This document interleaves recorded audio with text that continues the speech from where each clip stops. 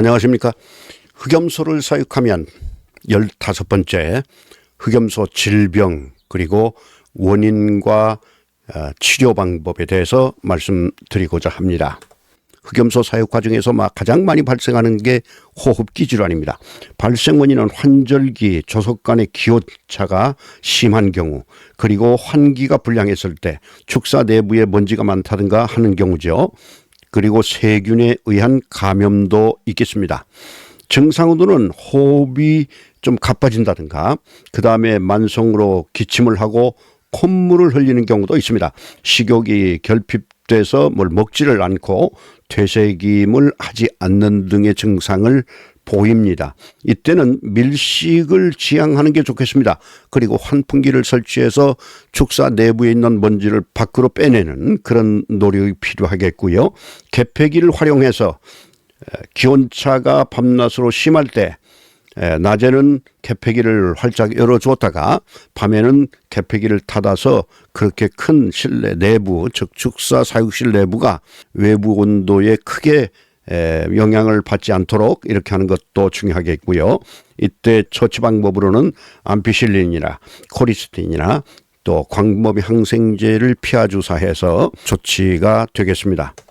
자, 그 다음에 림프절 농양입니다. 우리 염소의 목주근이라든가 배 가슴 부분이라든가 이런 정도의 이렇게 공 모양처럼 부어올라서 그 안에는 농양이 차는 그런 경우가 있습니다. 염소 특히 면양에 널리 전염되는 질병인데요. 쇠약해지거나 즉 면역성이 저하되거나 유량이 감소하거나 체중이 감소하는 그런 증상을 보입니다. 목과 가슴이나 턱 밑 그리고 옆구리 등에 농양이 차게 되는데요. 농양이 터져서 축사 바닥을 오염시킵니다. 소독된 메스로 한 2cm 정도를 메스로 열고 내부의 동을 완전히 제거해 줍니다. 짜서 제거해 주는 거죠. 이때는 주위를 충분히 소독한 후에 이와 같은 작업을 해야 되겠습니다. 강옥도 등을 환부 주변 및 내부까지 즉 2cm를 잘랐으니까 그 사이로 자른 부위로 해서 그 안에까지 강옥도 등을 넓게 뿌려주는 것이죠. 그리고 그 외부도 역시 충분히 뿌려주게 됩니다. 바닥에 떨어진 농을 완전히 제거해야 됩니다. 이 농이 다른 염소에게 감염될 수 있기 때문입니다. 그래서 분리해서 치료를 하고 세파렉신이나 옥시테트라사이클린 등 그리고 항생제 등을 주사하는 방법이 있겠습니다. 이것은 크게 염려할 정도의 질병은 아닙니다. 쉽게 치료가 되고요. 자, 그 다음에는 선해병입니다. 회전병도 염소에서 많이 발생하는데 기후 변화라든가 영양이 부족하다든가 스트레스를 받는다든가 부패한 사료를 급이했을 때 이 선해병이 발생하는데요. 그 증상은 식욕 부진, 즉 먹지 않고 밥을 주는데도 먹지 않고 한쪽에 홀로 서 있다든가 이런 현상이 나타나고요. 발열 증상, 몸에 열이 오르는 거지요. 그리고 신경성으로 감염되는 경우도 있고 방향 감각을 잃어서 머리를 한쪽으로 기울이면서 계속 그쪽 방향으로 도는 겁니다. 계속 돕니다.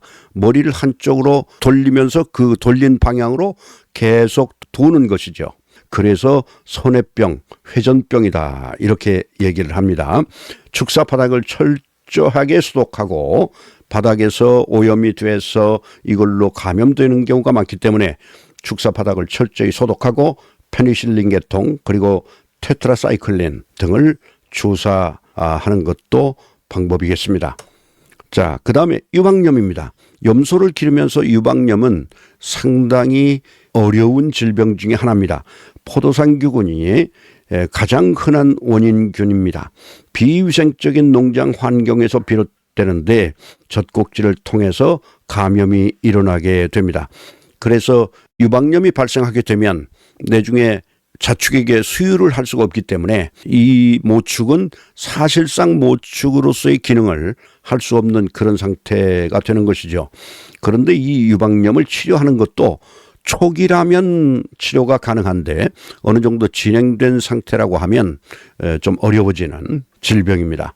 유방과 젖꼭지가 심하게 부어오르면서 젖꼭지가 두꺼워지는 거죠.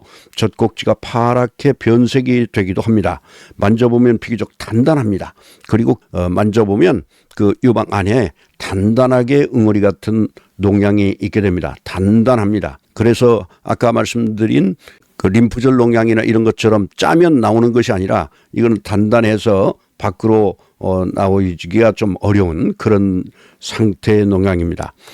새끼 염소의 수유 시점이 너무 늦어지면 젖 몸살과 함께 유방염으로 발전할 수 있기 때문에 바로 수유하도록 유도하는 게 좋겠습니다.